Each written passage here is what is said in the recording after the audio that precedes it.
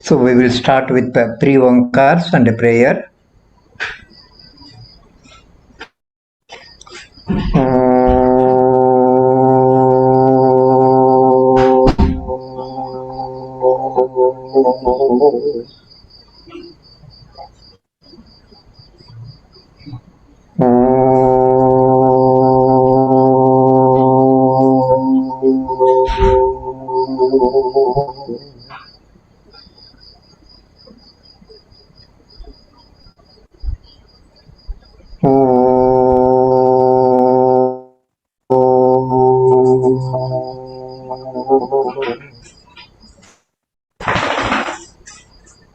ॐ सहना भवतु सहनौ भुनक्तु सह वीर्यं वावहै तेजस्विनावदीतमस्तु मा विद्विषावहै ॐ शान्तिः शान्तिः शान्तिः. Today it is a very auspicious day, Guru Paurnami, paying our respects to all the teachers who have taught us to be what we are today. So prayers and pranams to all the teachers, and if the participants have any questions, they can put the questions first and Raghuji will answer it, and subsequently we will continue the thought process. Floor is open for any questions.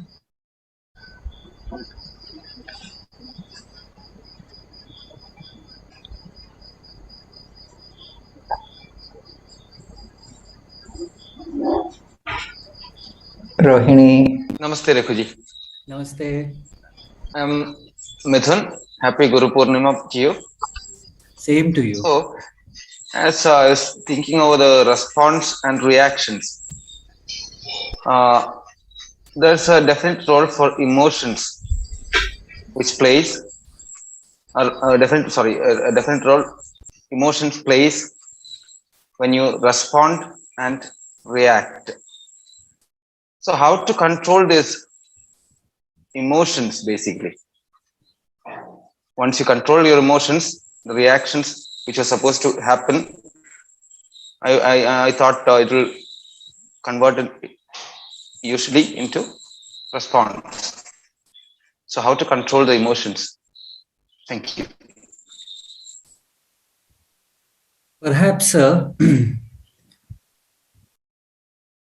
the question is how to control the emotions so that you can control the reaction and turn that into response. I think I got your question. Exactly. First of all, we'll come to the reaction a little later. The reason is, I'll tell you the reason behind it. I had one question which was posted by Sudhakarji, that how to improve our patience and how to control the reactions. Perhaps this question will be more logical. First of all, we have to agree that we lack the necessary patience. Why do we lack it? What is the reason behind impatience? There are basically two reasons. First is, we want to reach our goal, whatever be it. We want to reach our goal as early as possible. That's one of the reasons why we become impatient. I'll give you a reason. We have a train to catch. We are waiting on the platform, and through that train, with the help of that train, I have to reach a particular place to face an interview or a very important work. We are waiting for the train to arrive so that we can board the train and reach our destination. That's the goal. We have to remember, especially in our country, trains and planes, their time is not in our hands. They have very good reasons for being late. So the train is supposed to reach at 5 o'clock, let us say. And then we start working on the arrival of the train. Will it come? Will I be on time? Will it be on time? So those 15 minutes, we go on almost like stimulating our mind to be worried about it, whether it's going to come or not.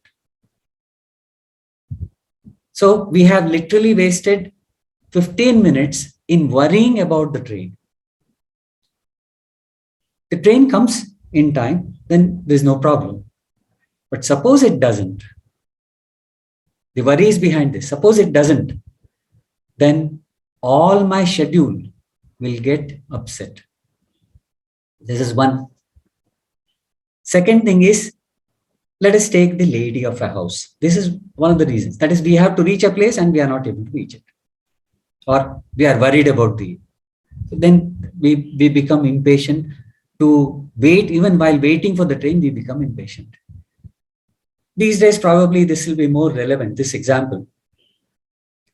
The lady of the house is also working, and it's an online work. She has a son who has to do some homework or some work which is given by his teacher online. She somehow or the other manages the household work and asks her son to come and be with her so that she can teach probably some Hindi. She has to explain it to him, the Hindi lesson, so that he can take the test.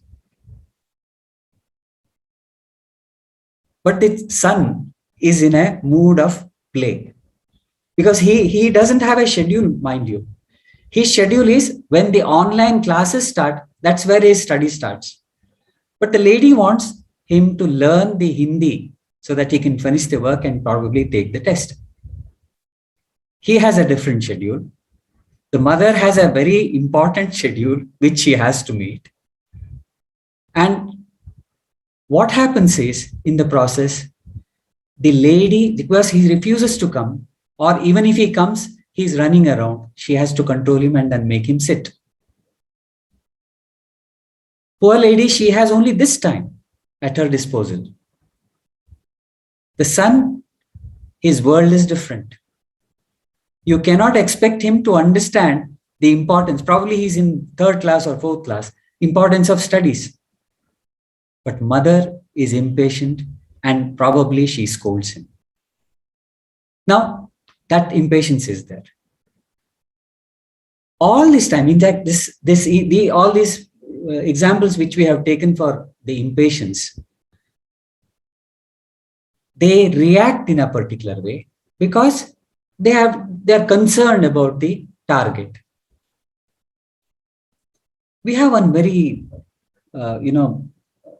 important facet of personality in psychology, theories of personality. There is a very beautiful theory called as the transactional analysis, where the ego states are taught. It's only, point is very little relevant. I'll explain it in a very short manner. We have what they say are 3 ego states. Now, don't confuse this ego with the ahankara, pride and all that. They are just states from where we transact. The first they say is parental state. That is basically, it gives instructions to ourselves and others about life, how to be disciplined, how to act in a particular manner. Whenever we face any difficulty, how to face them. The second is what is known as adult, which gathers and shares the data, gathers and shares knowledge. The third one is called as the child state. Child state is very, very important as far as our happiness is concerned, because we enjoy play. In fact, whether we are 80 years old or we are 8-year-old children, we enjoy play, and that's where we become natural. That's called as natural child. Now, the child of whom we are talking about is in that natural state. He's in a playful mood. The mother, if she transacts with her son, if she gives instructions to her son, then she'll become critical parent. She criticizes what he is doing. In the process, what happens is the child does not listen. The transaction as such is what is known as, it's a cross transaction. That is, they are not able to communicate. The mother is not able to convince the child about the importance of study. But suppose she talks to the son in such a manner, even the child has these 3 ego states, in spite of the fact that he's only 8 years old, he can be brought, look, if you come and sit here, because every work as such, the children as well as we respond to a particular instruction when we know that we are going to get something from that action. If the child is told by the mother, that is, she's talking through the adult state, she says that, look, if you come and spend some time with me so that you learn this particular lesson, then I'll give you more time to play in the evening. Or she says, we'll go out to the park. Some sort of, you give them incentive, the child incentive, a gift. And then bring him to the adult level, because he is ready to listen. Because when we hear about a prize or an incentive, we immediately becomes attentive to that. She could have, or she can perform this task by bringing the child to the adult level. Now, what is this? We have been talking about vichara. This is where vichara is. You don't have to use the very difficult words, vichara and how to do that and things like that. But this is very basic. We are able to reasonably convince a person. When the reason comes, then we go beyond emotions. In both the states of parental state as well as the child state, there are emotions. They are full of emotions. So this adult level, which we can call it as vichara state, we can deal with the problem because we are doing vichara and we are helping the other person with whom we are transacting to do vichara.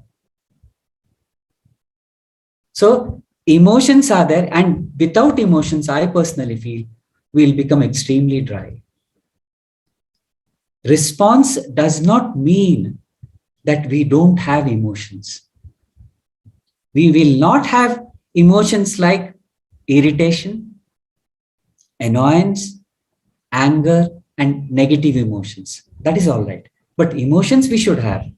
So how to convert these emotions into positive emotions is what we are learning. This is what we are trying to understand through life. If we are able to do that, and we will be able to do that, then the problems will be solved. Yes, but how to improve the patience, that is very important. When we improve the patience, shama, then we'll be able to do vichara. If the lady is patient to understand the child's position, she's patient, mind you, she's in shama, state of shama, then she'll be able to make the child understand and there'll be no problem at all. Same thing happens to all of us in all our transactions. We lose patience because we are in a hurry. We lose patience because we expect something from the person with whom we are transacting. It need not be material expectations, but it will be that we expect a person to take our transaction, to take our advice, or take the instructions which we give in a positive manner. But it is not necessarily so, because the other person who is that, his world is different, his or her world is different. And if we are able to see that each one of us is living in a world of our own, then most of the problems will be over. We accept the other person and his world with all his limitations and positive things. When Swami Achalananji was there, he had come to Kanyakumari, and then he used to tell a very beautiful thought. He used to share a beautiful thought. He used to say that whenever you see a person, whenever a person approaches you or you approach a person, remember that he's not just a 5.5 foot person, 6 footer, having a particular height, particular complexion, particular form. He's not that person alone.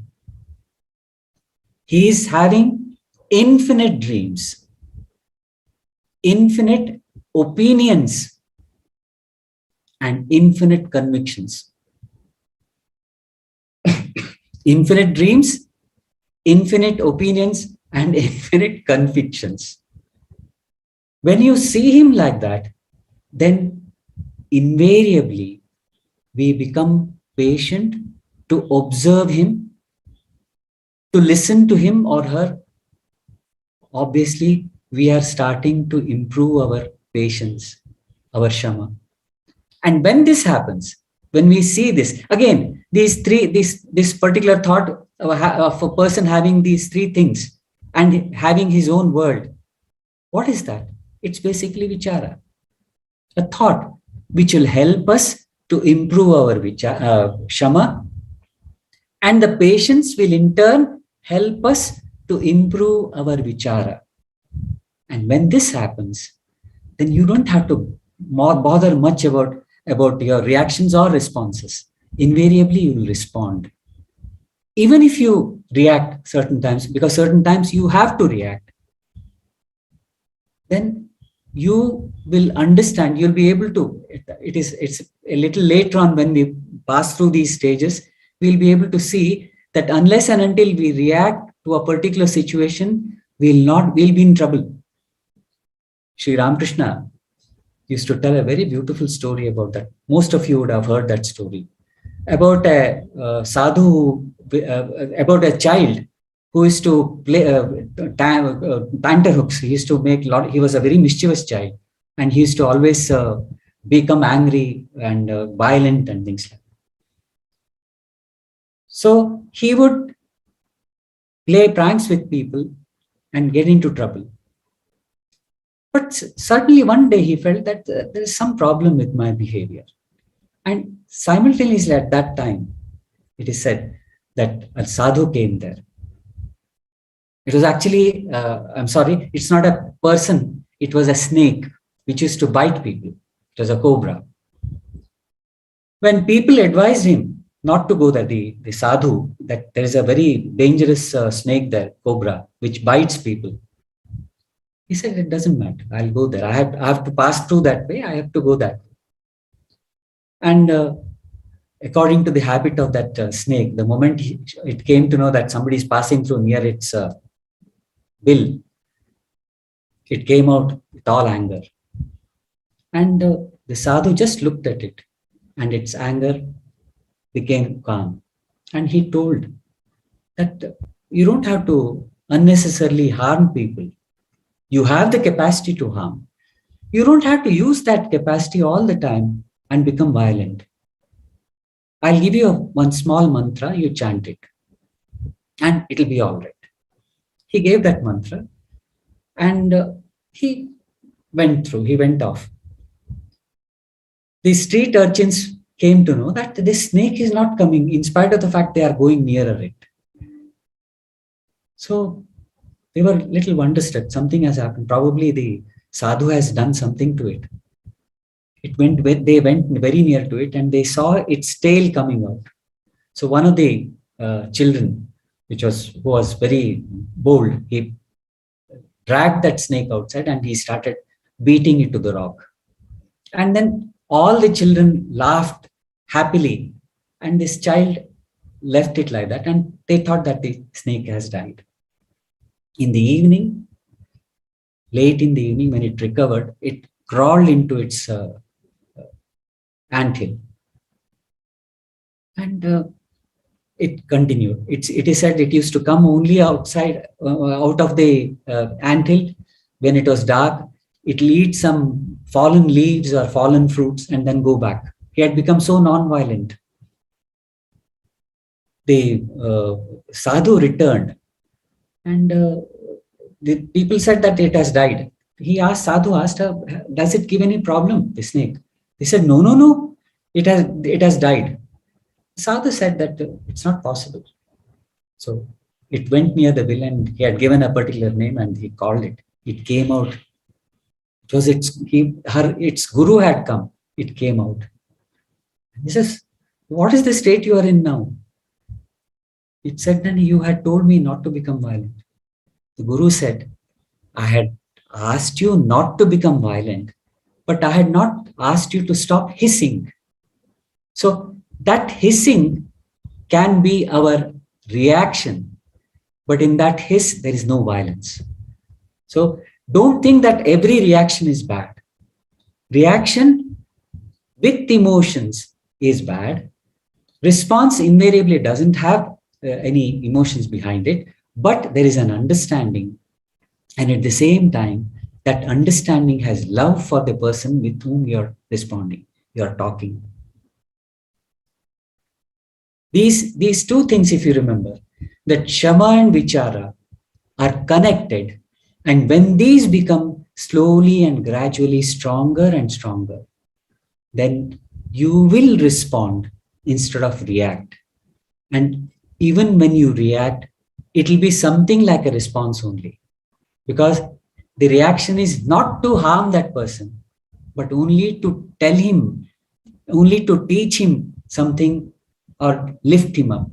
That's what gurus do. There are many, especially the Sufi lineage. They say that many of the gurus were extremely angry.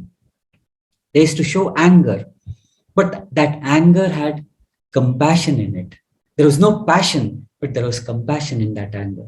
So it was again a response, which helped the Shishyas, which helped the students to become to become better human beings.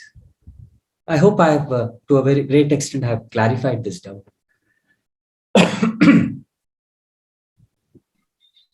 Yes, Sakuji. Thank you. That was great. Now we will enter into the regular continuation. As Sudhakar ji has said that it's a very sacred day of Guru Purnima. And every one of the persons whom we have met, they have taught us something. So as he said that, let us remember all those teachers who have made us what we are. We were talking about this Shama and Vichara and Santosha. Santosha is to be practiced. These three things, as and when you improve your Shama and Vichara, you will automatically understand. You'll become frugal. You'll become satisfied. You'll become content. And contentment does not mean that you'll not aim high. The contentment is at the physical level, but at the mental level, we continue to be discontent so that we can go on progressing in our journey towards better human beings. Sadhu Sangha, when we practice these things, when we have these intimate friends with us, Sadhu Sangha is grace. It is as though we have not done anything for it. We have done, but we have to be prepared that it cannot be expected. We cannot have expectation of having Sadhu Sangha. But at the same time, when we are very sincere, perseverant, and continuously we practice these three friends or continue to become more and more intimate with these three friends, then Sadhu Sangha comes as grace to us. How to invite this grace, or let's put it in a better way, how to be open to this grace. Sri Ramakrishna again used to tell that grace is always there, but we have to open our sails. We are in a boat, so we have to open our sails, and when that sail is open, the grace comes on its own and it takes us across. But how to open this sail of our lifeboat? It is, as Vasishtha Muni says, by practicing Shubha Samskaras or Shubha Vasanas, Shuddha Vasanas and Malina Vasanas, Shubha Vasanas and Ashubha Vasanas. Ashubha Vasanas are those tendencies which bind us to the world. And Shubha Vasanas are those vasanas, those tendencies which release us or which help us to release. Every scripture, it suggests and recommends certain practices to develop these Shubha Vasanas. Vasishtha, Muni Vasishtha says that Uchshastras, the scriptures which talk about the lives of the people, lives of the great persons, the enlightened persons, and their teachings, or scriptures like the Upanishads, Bhagavad Gita, Ashtavakra Gita, and many other things, even the other sacred books of the other religions, they all give us something or the other. They teach us something. We should be very proud of our heritage and our culture, which seeks good thoughts from everywhere. It doesn't limit the good thoughts only to our country, but it takes all the good thoughts from anywhere and everywhere. Ano bhadra tutavo yantu vishwataha. Let the noble thoughts come from everywhere and we'll accept them. There's a very beautiful suggestion. This is very beautiful suggestions so that we become open. Usually what happens is our minds are closed. We are not open because we have very deep convictions. We have very deep, we feel that what our understanding alone is right and the others are wrong. When this happens, then we are closed. When we become open, then things will come inside. But to that, we have to understand how we look at the world. I told you that each one of us is having his own or her own world. Why? Because we perceive the world in our own way. Our perception is unique. Let's take, it's not technical as such, this is what happens to us. When we see when a particular stimulus comes, not everybody takes the stimulus in the same manner. Each one of us responds or reacts to that stimulus. Because our worlds are different. How is that? We see our senses are there. In fact, how do we see the world? We see through our senses. These senses bring in some stimuli and pass it on to what is known as manas.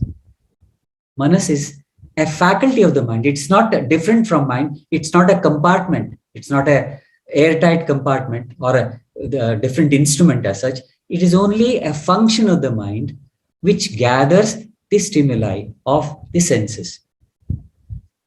It has likes and dislikes.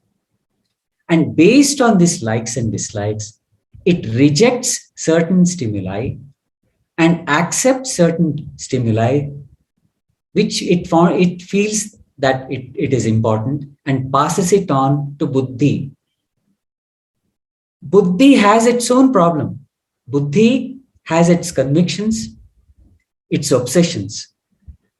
Because of past, what happens is it takes in and interprets the stimuli in a particular manner. And that's why and then behind this buddhi, we have the memory. It may be a good memory or it may be an obstinate memory, based on which the buddhi, the memory, buddhi takes decisions. What does it show? It means that all our perceptions are colored. We have our own way of interpretation. Consequently, the world as I see it need not be the world as everybody else sees. This being the case,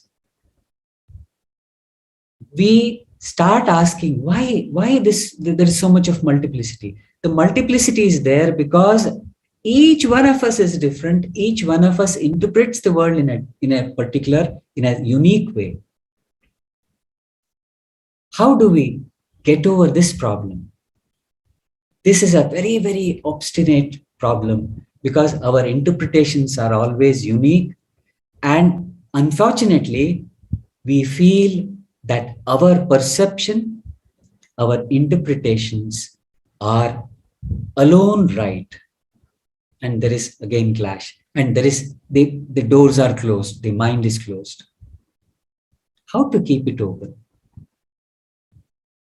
When we become open to everything, whenever we are reading a Shastra, let us try to keep away our interpretations, earlier knowledge, and we'll try to read it as if we are reading first thing. Only thing is the words are same, but the author or the person who is teaching us, his way of doing or his way of telling is different.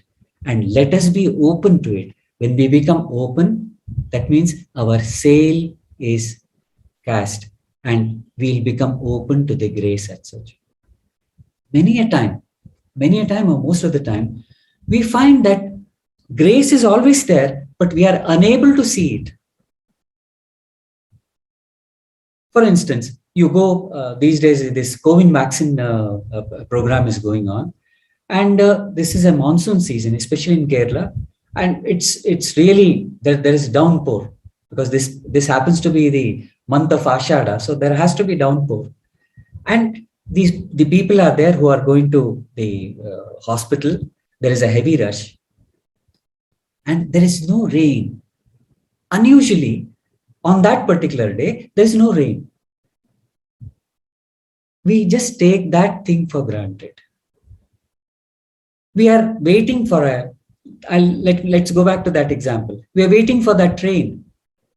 The train is on time and the compartment in which is almost vacant, it just comes and stands just opposite to me. That's grace. You don't have to run around. You just have to walk into the train. But we fail to see it. We are thirsty and somebody offers us some water. That's grace. He says we don't have to look for grace everywhere, but it's there all the time. That's what Sri Ramakrishna is telling. You become open. Open your sail. What does it mean? It means open your sail means open your minds. Open your perception. And slowly and steadily start reducing your obsessions. Reducing your conviction that it has to be this way.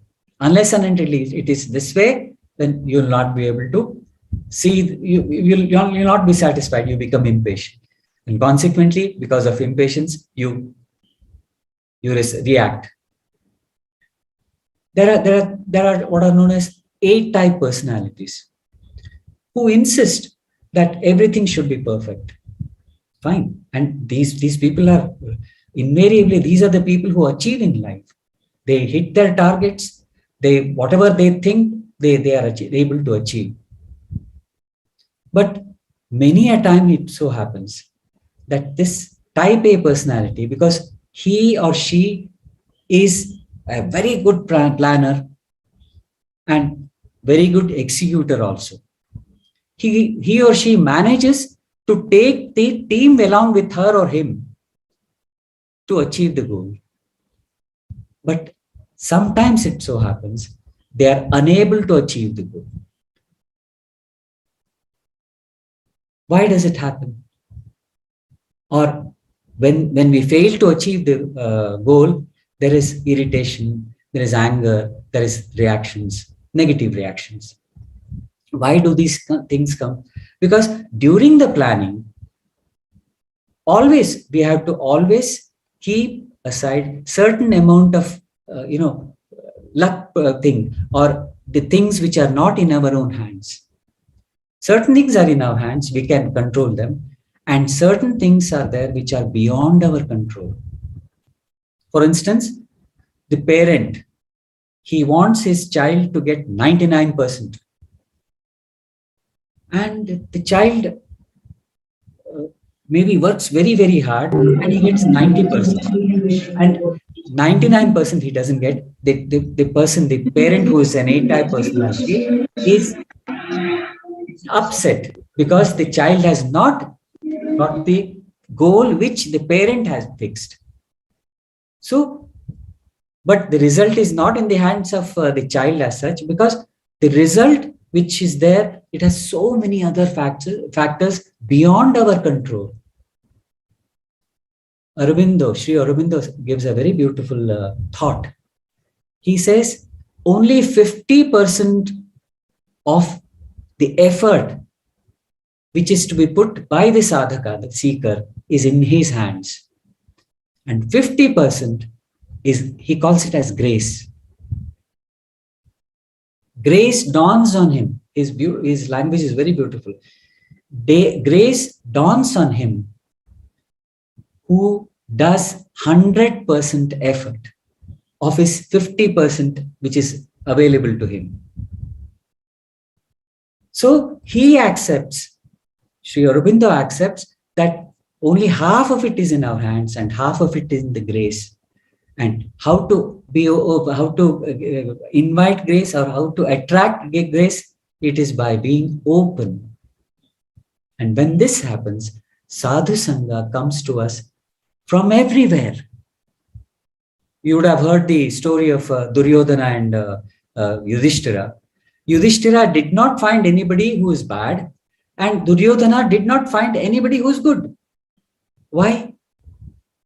Yudhishthira was open. In spite of the fact that he met the so-called bad people, he saw at least one or two good qualities in them, which he felt he doesn't have. So everybody became his guru. Whereas Duryodhana could not see because he was obsessed, he was not open. Let's be open. Let our minds be open. And then we'll get the Sadhu Sangha. When the Sadhu Sangha comes, then Vashishta starts his main teaching. Last time, when we almost went at the conclusion, I mentioned the story of Akashaja. Intentionally, I had not completely told that story, the significance of that story. Before taking up that story, we had also discussed one very important thing, that whenever there is perception, whenever there is any action, whenever there is any thought, there is an entity behind that perception, that thought. Immediately we came to the conclusion, or we understand that it is I. I see, I perceive, I think, and then I understand. These three things are there. Behind all these things, we have I behind it. which is a common factor. So our ancestors said that don't go behind the world which is external. Try to seek that entity which perceives the world, which thinks and which understands. The tables are turned. We, what is called as antarmukhatva, avritta chakshu amritatva michan. But we have one problem. All of us have this problem. The earlier half of the shloka, the mantra is that Paranchi khani vyatranat swayambhuhu. He calls these senses as khani, or the windows. We have these windows to perceive the world, but unfortunately, these windows open only outside, from the outside, and that is why tasmat parang pashyati na antaratman. We are able to see only the external world, but not the entity behind who is seeing this world, who is perceiving this world. Kaschid dhiraha pratyagatmanam akshat, who wanted to seek this entity, they turned their vision inwards. The process of all scriptures, all spirituality, the aim of all spirituality is only one, that is helping us to turn our attention inward. The attention, we attend to ourselves instead of the world outside. So what do? We close the windows. We don't allow the things to come from outside, and we try to seek ourselves within. But it's difficult, but it's not impossible. Let's take one very practical examination which happens to us every day. We are walking in the sun. We come back home. It's noon. And as we come back home, when we open the door by getting into the house, we are unable to see what is inside, because our eyes were used to the light outside. And because of that, we were not able to see what is inside the house. Similarly, when our attention is most of the time outside, and some of us all the time outside, we have lost the capacity to look within. Only human beings has this capacity to look without and within. Most of the time, we only look outside. But since we are not used to seeing, our habit has gone to see inside. We are unable to see what's inside. Many times, it may happen to almost every one of us. We sit, close our eyes, and we only see darkness. Why is that? It's the same, I told you. We enter the house and then we are unable to, because we are enamored. We are so influenced by the external world, we fail to see what is inside. Again, the first friend, patience. Let's be patient. When you come into the house, what do? We sit for some time, and then slowly and steadily, our eyes will start seeing the things inside. Same thing happens in the night. We feel that there's total darkness when the lights go off, but wait for some time, be patient for some time, and then we'll start seeing that in spite of the fact that the electricity is not there, we are able to see a little later on, after little patience. Shama helps us. But this looking within process, it has to be traversed, it has to be traveled by each one of us. And here only Guru can tell you what to do. How to do it is the process which we have to discover ourselves. But they give us a lot of hints. And through these hints, we can make out how to do this process. Akashaja. Now we'll come to that. Having understood that our senses are outside, we fail to see how to look within that. For that, he is telling a very beautiful story. How did this? We asked that question earlier. How did this I originate? Our sages asked this question. So for that, he is giving a very beautiful answer, which is accepted by many of the Vedantic schools. It says, I, the person who sees, perceiver, is the creator of the world. Manodrishyam idam sarvam. The world outside is seen by the mind, it's created by the mind. Let's not go logically in behind it, but he gives the reason behind it. He gives the mechanism of mind as such. We saw that Brahman's son was Akashaja. Brahman is the ultimate reality. And this Akashaja was not influenced by anything. He was not affected by anything. Even the Yama could not come and take his life, or he could not catch him. He was beyond the grasp of Yama. Rama responds. Rama says that means it is none other than Brahman himself. If Yama cannot catch him, that means he is Brahman himself. But Vasishta continues. He says, you are right. But how did this Brahman lose, or how does this Brahman become limited? Brihattamatvad Brahman. That is, that which is infinite. That which is Ananta is Brahman. But how does it become finite? How does it become small and give birth to multiplicity, the multiple world, this world, multiple world? He gives two things. He says, somehow or the other, in fact, he doesn't explain why it happens, somehow or the other, this expansiveness which is there, it becomes limited.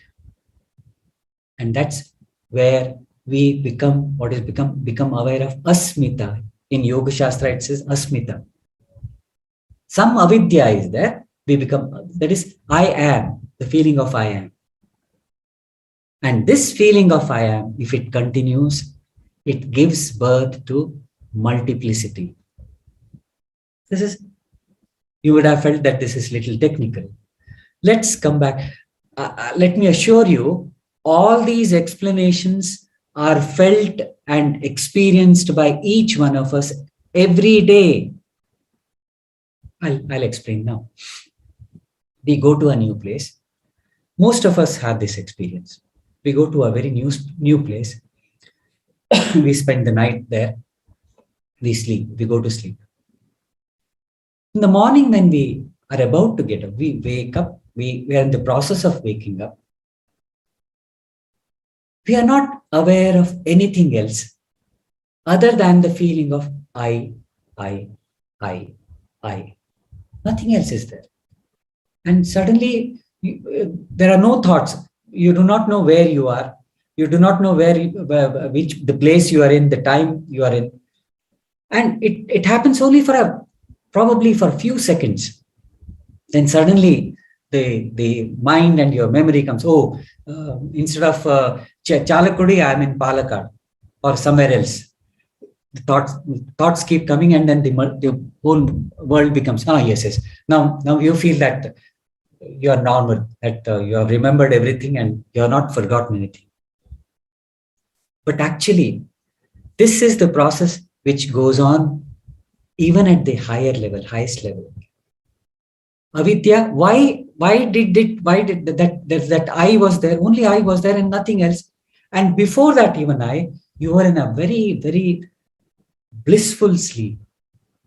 In fact, when we are totally relaxed, we seek this state of sleep. We seek this state of deep sleep every day, and without it, probably we would have gone mad. We require the mental rest. During that time, all our faculties are resting. That is the time when we rest. I'm talking about deep sleep state. Then there is this dream state that we'll take up a little later on. But this process happens to us every day. And the same thing has been explained through the story of Akashaja as such. And this, when we are able to seek this I, which we experience every day, even when we are, suppose we are very calm and very, very satisfied, there is nothing else. After say, let's say we have a very sumptuous food, we go to sleep. We get this state sometimes. We are so peaceful.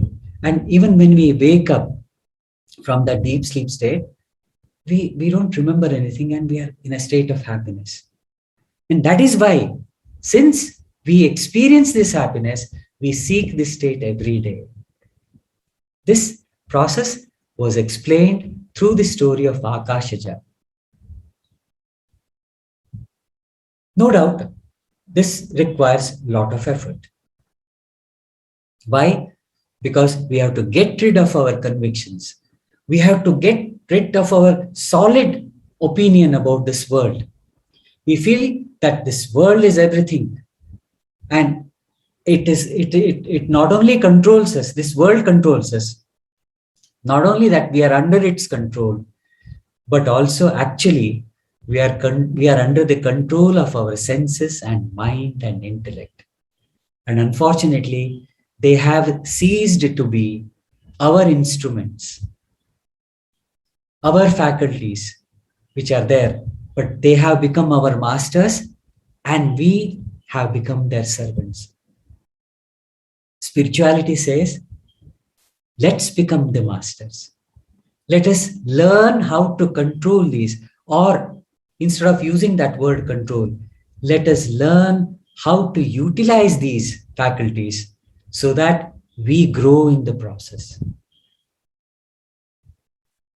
They give you an understanding so that you can start developing or you can get involved with this search as such. All our religious rituals, they have something or the other to tell you. They offer you a suggestion to look within. They give an opportunity for us to go within. But unfortunately, all the rituals we use to get something from the world of multiplicity. Fine, it is there. It's for our survival, all these things are required. But as we are all of us who are listening or who are participating in this discussion, we are interested in something more, not just the material achievements, not only the targets which we have set for ourselves, not only the goals, material goals which we have set for ourselves, name and fame, money, all they are important. But if the person who is supposed to enjoy those goals is absent, then what will happen? It's not, as we said, as we saw last time, we don't live, but we only spend our life in the preparation of living. Let us learn how to live. And by practicing what we are listening, by learning how to tread this path, most of the time we understand very well. Many of you probably are able to explain whatever I've tried to explain in a better manner, but somehow or the other, we hesitate. We hesitate in treading this path because by known and unknown. We know the world outside and we feel we know the world outside because we are habituated to it. But as far as the inner world is concerned, we are unaware. We do not know it. So this unknown goal as such, we are afraid to take. So what we do is, says, नहीं अभी नहीं यार, अभी थोड़ा सा मुझे अपना जीने की सामग्री use करने दो, and let me gather these things which are necessary. And when I become old, let me take up this practice.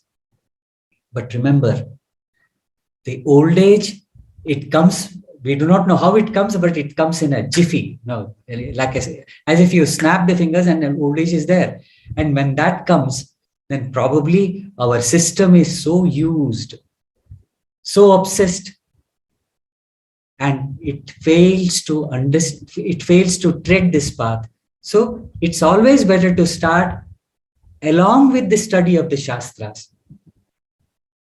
We have certain very beautiful stories in Yoga Vasishta, which we'll take up in our next few talks, which tell us how these people treaded this path and how they understood life. And they not only became enlightened, but they gave enlightenment to the people who were around them.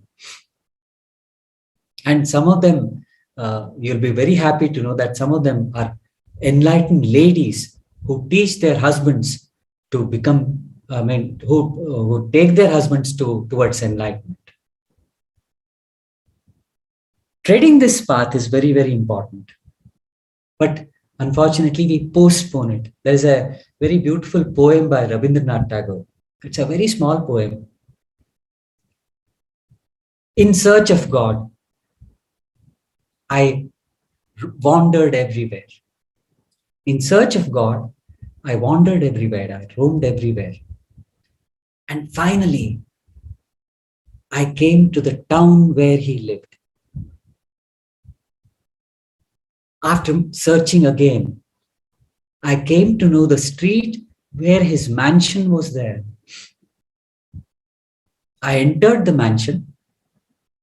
I entered the mansion which had wonderful garden around. I looked around, and then I slowly and steadily started walking towards the main door. And I saw a board. It was Rabindranath Tagore. I saw the board. In. It was written God. Earlier we used to have those boards. In and out. So if the owner of the house is not there, it will be out. So God was in. I slowly approached that door, climbing the steps. My hand went to the knocker. Instead of electric bell these days, there was a knocker. There is a ring type of thing. My hand approached the knocker. Suddenly a thought came. Not now, not today. I withdrew my hand, removed my shoes, kept them under the arm, and slowly, without making any noise, I climbed down the stairs and came out of the mansion. And this is what we do. We postpone living. And when we postpone living, then naturally we'll go on. And then we say that God is very difficult to find. Actually, it's only the process of inversion, this process of going inward. If we learn this, then I don't say that you will get enlightened immediately, but you have started the journey. And once you start the journey, you will start enjoying traversing this path. And as and when you enjoy, that means you are moving towards enlightenment, and come to a point when you realize that traveling itself is enlightenment. You don't reach enlightenment, but you are enlightened as you are, because enlightenment is our natural state. It's there, but somehow or the other, we have made our world so complicated. There are so many things which go on pulling us outside, or like gravity, force of gravity. When you take the path inward, you'll hand over your life or hand over your mind and body to a process or the force of levitation. Not gravitation, but levitation. So let us, on this sacred day of Guru Purnima, let us take this pledge and learn how to traverse this path. Whatever is discussed, let's try to implement it in our lives, and devote some time not in gathering information, but trying to look within. How to do that looking within? And what are the factors which stop us from looking within?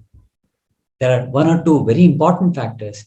This we shall take up in our next discussion, which are the idea is in these discussions on Yoga Vasishta, we are not going to study the whole scripture per se, but we are going to take up the most important points which will help us to tread this path, traverse this path, and let us all we are the comrade at arms. Let us be help to each other and gather strength from strength and reach the destination which we are already in.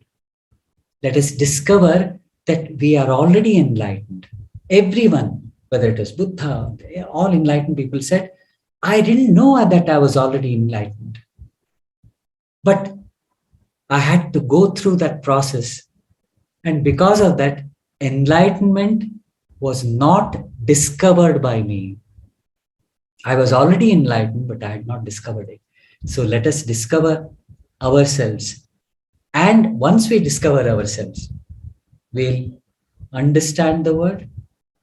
We'll be able to be very amicable, enlightened citizens, which will help us or help this humanity, help this world to become a better world. But we'll talk about the world which is to come later on. Let us try to change the world which we are experiencing, of which we are so convinced. Let us try to tread this path. Hari Om. Thank you. Thank you.